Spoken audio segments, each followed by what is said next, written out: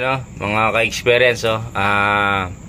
Galing pa to ng Abra, mga ka-experience, no. Yan, ginagawa natin sa bypass road ng Pulilan. So ito konting tip lang, mga ka-experience, no. Ayan.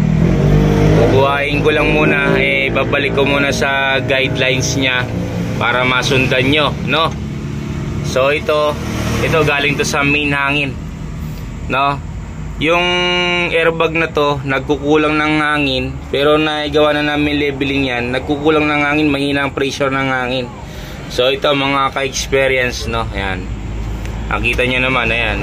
Itong control valve na to pupunta dito sa mga fittings na to. Ayan. Ayan, kita nyo naman. Tapos ito galing to sa main tank, Ayan, galing sa main. Dito yung nakaposisyon. Ayan. Ito yung check valve niya, ito. Yung check valve na to, safety to ng truck, no? Safety yan ng truck, mga ka-experience. Ngayon palalakasin lang natin ang hangin para lumakas yung airbag niya sa yung lumakas yung mga airbag niya. Lalagyan natin na siya ng lakas ngayon, mga ka-experience. Ngayon ayan, ang mangyayari kasi kapag halimbawa pumutok yung airbag mo, mga ka-experience, no, ito yung safety niyan. Kasi pag pumutok yung airbag, nawalan ka ng hangin, yung airbag mo wala ng hangin. Ngayon kung patuloy siya manguubos ng hangin, pati yung preno mo mawawalan ng hangin, no. Mawawalan ng hangin kapag sumabog yung airbag mo, patuloy siya nag-aangin, siyempre sabog siya. Open lang yung hangin na lalabas, di ba? So ito yung magko-control diyan, mga ka-experience, itong check valve na to. O yun, no. Kikita niyo itong check valve na to. Ito yung controller.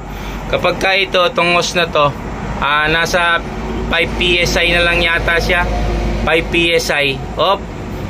Itong check valve na to, ihinto niya na yung supply papunta dito. Ito, tatanggalan niya ng supply ng hangin tong isa na to.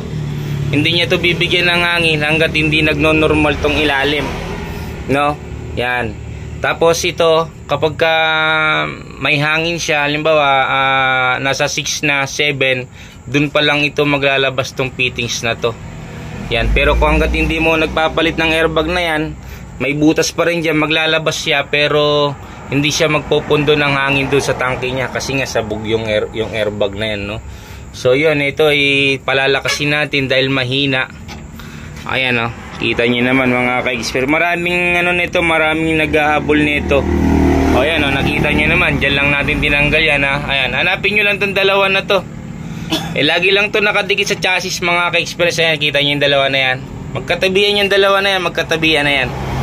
Ayan, magkatabi